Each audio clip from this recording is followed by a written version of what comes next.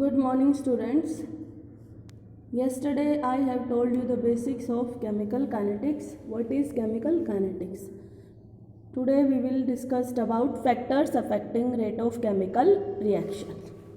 Now here are some factors like concentration, pressure, temperature, catalyst, nature of reactant, orientation of reacting species, surface area, intensity of light and nature of solvent. These are some factors which affect rate of reactions. First of all we will discuss about concentration of reactants.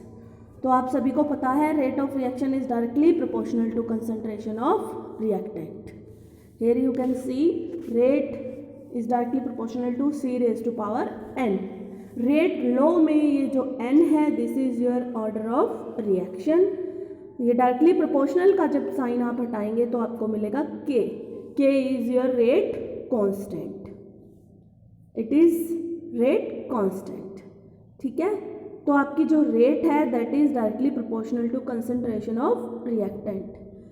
जैसे जैसे reactant की concentration कम होगी आपकी rate of reaction भी क्या होगी, decrease होती चली जाएगी.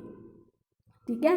क्योंकि जैसे उनके बीच में कोलिजन इंक्रीज होंगे आपकी रेट ऑफ रिएक्शन भी इंक्रीज होगी. और कोलिजन कब इंक्रीज होंगे, जब कंसंट्रेशन इंक्रीज होगी. अगर कंसंट्रेशन का क्या मतलब है कि आपके 1 सेंटीमीटर क्यूब में 100 मॉलिक्यूल्स हैं. लेट्स अज्यूम कि 1 सेंटीमीटर क्यूब एरिया में आपके 100 मॉलिक्यूल प्रेजेंट हैं. अब अगर आप उन 100 को बढ़ा के 150 या 200 कर देते हैं तो पर यूनिट एरिया जो आपके नंबर ऑफ मॉलिक्यूल्स है वो क्या हो गए, इंक्रीज. अब वो इंक्रीज हो गए तो उनके बीच में जितने कोलिजन की जो पॉसिबिलिटी है दैट विल आल्सो इंक्रीज. अब जब कोलिजन बढ़ेंगे तो जो रिएक्शन प्रोडक्ट में रिएक्टेंट का प्रोडक्ट में चेंज होने की पॉसिबिलिटी है वो भी क्या हो जाएगी, इंक्रीज. ठीक है. तो that's how your rate of reaction is directly proportional to collision frequency and directly proportional to your concentration. अगर हम कंसंट्रेशन ऑफ रिएक्टेंट और टाइम के बीच ग्राफ प्लॉट करते हैं तो वो कुछ ऐसा आता है, नेगेटिव स्लोप. ठीक है. कि जैसे जैसे आपकी कंसंट्रेशन डिक्रीज होगी रेट भी आपकी डिक्रीज हो जाएगी. क्लियर है बेटा. Next is your pressure. अब अगर आप प्रेशर बढ़ाएंगे तो भी आपकी रेट ऑफ रिएक्शन क्या होगी, इंक्रीज होगी. क्योंकि प्रेशर बढ़ाने से भी आपके number of molecules in that particular area और per unit volume will also get increase. ठीक है. तो उससे भी आपकी रेट ऑफ रिएक्शन क्या हो जाती है, इंक्रीज. अब बात आती है टेम्परेचर की. तो टेम्परेचर जब आप बढ़ाओगे तो जो एवरेज काइनेटिक एनर्जी है मॉलिक्यूल्स की वो क्या हो जाती है, इंक्रीज. क्योंकि आप सभी को पता है kinetic energy is directly proportional to temperature. ठीक है. तो जो number of molecules with energy greater than threshold energy also increase. Threshold energy क्या होती है, energy required to undergo collision. जो मॉलिक्यूल्स के पास जो एनर्जी होती है that is your threshold energy. ठीक है. अब अगर उन मॉलिक्यूल्स को कोलाइड करना है, इफेक्टिव कोलिजन अगर उनको देना है तो आपको उसको और एनर्जी सप्लाई करनी पड़ेगी. That extra energy is called activation energy. ठीक है. देखिए आप जैसे ही आप नंबर ऑफ मॉलिक्यूल्स और काइनेटिक एनर्जी का ग्राफ प्लॉट करते हैं कि लोअर टेम्परेचर पे, ये आप गैसियस मॉलिक्यूल्स में भी मैक्सवेल डिस्ट्रीब्यूशन में भी पढ़ चुके हैं कि जब भी आप टेम्परेचर इंक्रीज करते हो तो number of molecules in that particular area will get decrease. ठीक है. बट जो उनकी काइनेटिक एनर्जी है वो डिक्रीज हो जाती है, पर एक पर्टिकुलर एरिया में रहने की उनकी टेंडेंसी क्या हो जाती है, डिक्रीज. ठीक है. तो increase in temperature also increase the number of collision, hence the number of effective collision are also expected to increase. Clear है. तो जैसे ही आप 10 डिग्री राइज ऑफ टेम्परेचर जब करते हो तो rate of reaction usually become double. कि सिर्फ with every raise in 10 degrees temperature your rate of reaction will be double. ठीक है. This is called temperature coefficient. आगे देखिए ये आया है temperature coefficient. Ratio of rate constant of a reaction at two different temperature which differ by 10 degree Celsius is called temperature coefficient. ये 1 number वाले questions में आपसे पूछा जा सकता है, what is temperature coefficient. This is equal to K T plus 10 over K T, यानी दो रेट कांस्टेंट का रेशो जिनका टेम्परेचर डिफर कर रहा हो by 10 degree Celsius, that is equal to temperature coefficient and it is approximately 2 to 3। क्योंकि अभी मैंने क्या बताया, जब आप 10 डिग्री टेम्परेचर राइज करते हो तो rate of reaction will become double. Clear है? And the relation between rate constant and temperature can be shown by Arrhenius equation, that is equal to K is equal to A into exponential minus E A over RT। यहाँ K क्या है आपका rate constant, A क्या है frequency factor. Frequency factor क्या है, कितने molecules आपके इफेक्टिव कोलिजन में जाएंगे। इफेक्टिव कोलिजन क्या होता है, कोलिजन क्या है, मॉलिक्यूल्स आपस में कोलाइड कर रहे हैं। इफेक्टिव कोलिजन किसको बोलोगे, क्योंकि कोलाइड तो वैसे भी हो सकता है, जैसे दो बंदे जा रहे हैं आपस में, सिर्फ उनके कंधे टकराएं, गिरेंगे नहीं। अगर वो काफ़ी ज़ोर से टकराएं फेस टू फेस तो गिरने की संभावना है। जिस कोलिजन में वो गिरेंगे that is their effective collision. क्या आपके मॉलिक्यूल अगर थोड़े बहुत टच करके निकल जाएं वो इफेक्टिव कोलिजन नहीं है। इफेक्टिव कोलिजन कौन सा बोला जाएगा, जिस कोलिजन के बाद आपका रिएक्टेंट प्रोडक्ट में चेंज हो, that is your effective collision. E क्या है, activation energy, R is your gas constant, T is your temperature. ठीक है, अब इस इक्वेशन को हम लॉग लेंगे ऑन बोथ साइड्स। लॉग क्यों लेंगे, आगे आप देखना। लॉग लिया हमने, natural log K is equal to natural log A minus E over RT। Exponential का जब लॉग लेते हैं तो एक्सपोनेंशियल कैंसिल हो जाता है, तो हमें क्या मिला, सिर्फ माइनस EA ओवर RT। अब नेचुरल लॉग को क्या लिख सकते हो आप, 2.303 लॉग, ये हमने यहाँ पुट कर दिया। 2.303 log K is equal to 2.303 log A minus EA over RT। यहाँ जो आपका 2.303 है, इससे हम पूरी इक्वेशन को डिवाइड कर देंगे तो देखो क्या बन गया, log K is equal to log A minus EA over 2.303 RT। अब जब हम ग्राफ प्लॉट करेंगे between log K and 1/T, हमने 1/T के बीच में ही ग्राफ क्यों प्लॉट किया है, क्योंकि we are studying about effect of temperature on rate of reaction. तो ग्राफ भी हम किसके बीच में प्लॉट करेंगे, log K वर्सेस 1/T। अब आप ध्यान से देखिए, log K is your y, आपको स्ट्रेट लाइन इक्वेशन पता है, y is equal to mx plus c, mx plus c mx plus C.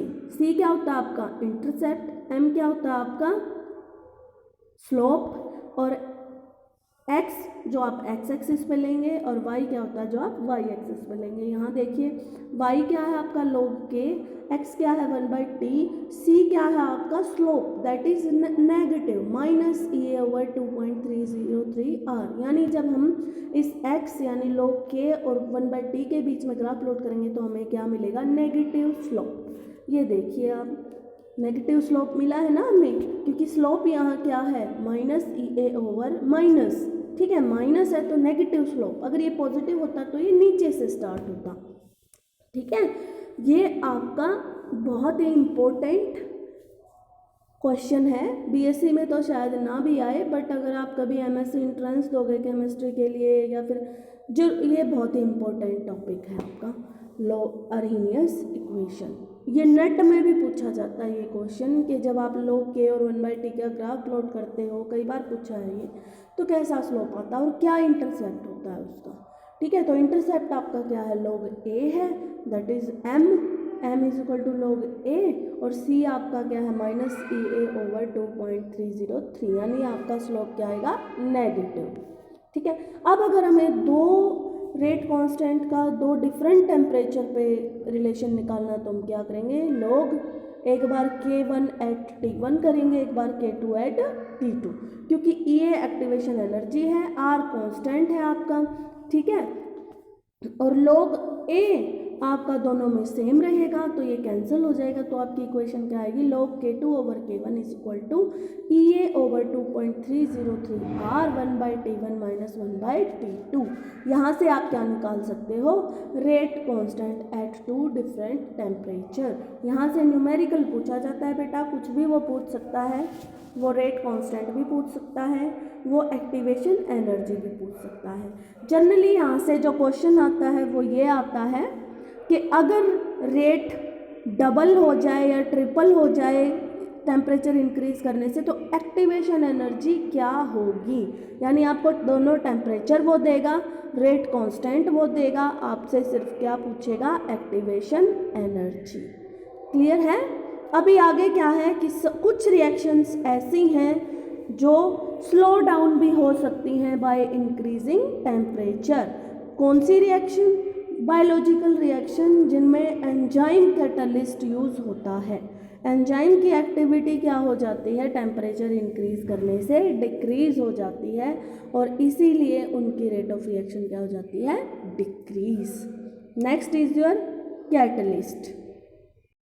Catalyst क्या होता है, आप सभी को पता है, catalyst is a substance which altars the rate of reaction with out undergoing any change in itself. वो खुद हमें आखिर में यूं का यूं मिलेगा, उसमें खुद में कोई चेंज नहीं होगा, that will only enhance the rate of reaction. Catalyst क्या करेगा, आपके रिएक्टेंट के साथ कंबाइन कर जाएगा, उसको इन्हेंस करेगा, उसकी एक्टिवेशन एनर्जी इंक्रीज करेगा, फिर उसको लीव कर देगा, आपका रिएक्टेंट प्रोडक्ट में चेंज हो जाएगा और आपका कैटलिस्ट हमें एंड में यूं का यूं मिल जाएगा।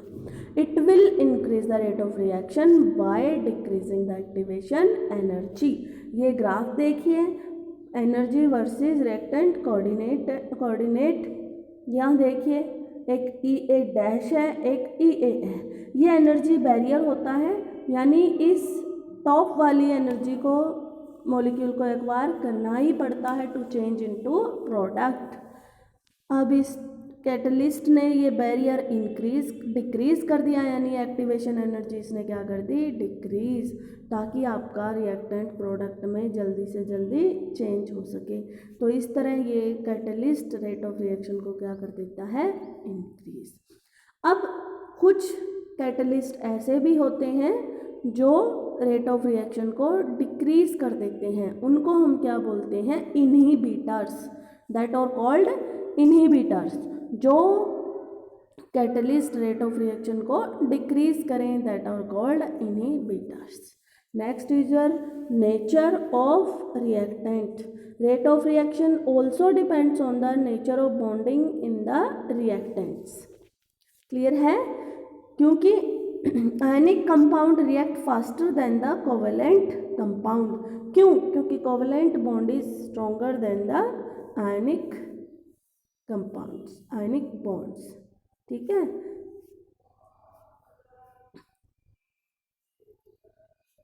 Next is your orientation of reacting species.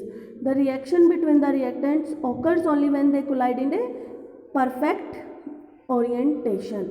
अभी मैंने क्या बताया था कि कोलाइड तो करेंगे, बट इफेक्टिव कोलिजन कौन सा होगा, जिसमें हमें प्रोडक्ट मिले, ठीक है। तो greater the probability of collision between the reactant with proper orientation, greater is the rate of reaction, ठीक है। यहाँ देखिए आप एग्जाम्पल दिया हुआ है IROH, ठीक है, प्रॉपर ओरिएंटेशन है, इस I के साथ आपका R जुड़ जाएगा और ये OH निकल जाएगा। Reaction is possible since the colliding molecules are oriented properly. But देखिए अगर आप इसको दूसरी तरफ से अटैक कराएंगे, OH वाली साइड से अटैक कराएंगे, no reaction since the orientation of reactant molecule is not proper. तो orientation of molecules affect the probability factor, ठीक है। The simple molecules have more ways of proper orientation to collide, hence their probability factor is higher. The orientation factor also affects the interaction between reactant and your catalyst. Clear है? Next is your surface area. The rate of reaction increase with increase in surface area of solid reactant. ठीक है, जितना भी surface area आप increase करोगे rate of reaction भी उतनी ही क्या होगी, इंक्रीज होगी.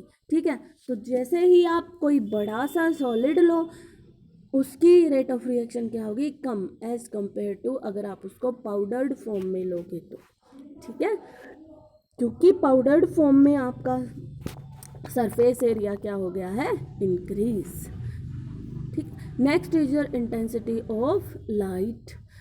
The rate of some photochemical reaction. Photochemical reaction कौन सी होती है, जो फोटोन की प्रेजेंस में हो. फोटोन की प्रेजेंस मतलब ओनली सनलाइट की प्रेजेंस में जो रिएक्शंस होती हैं वो क्या होती हैं, photochemical reaction. They will, the rate will increase with increase in intensity of suitable light used.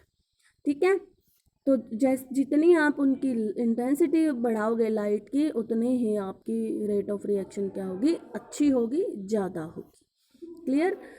आगे है आपका नेचर ऑफ सॉल्वेंट. आप किस टाइप का सॉल्वेंट ले रहे हो, that will also affect your rate of reaction. क्योंकि अगर आप सॉल्वेंट अच्छा ले रहे हो जो आपके रिएक्टेंट को डिसॉल्व कर लेगा, that will provide more interactive surface and it will increase the rate of reaction. ज़्यादातर सॉल्वेंट हम क्यों लेते हैं, जो कोहेसिव फोर्सेस हैं, फोर्स ऑफ अट्रैक्शन है बिटवीन रिएक्टेंट, उनको ब्रेक करने के लिए, क्योंकि वो ब्रेक नहीं होंगे तो वो रिएक्टेंट प्रोडक्ट में चेंज कैसे होगा. ठीक है, तो जितना अच्छा आप सॉल्वेंट लोगे उतनी ही आपकी रेट ऑफ रिएक्शन क्या होगी, ज़्यादा. Okay, the polar molecule stands to dissolve more polar solvent and non-polar will tends to dissolve in non-polar solvent. Clear है. This is all about your rate of reaction, factors affecting rate of reaction.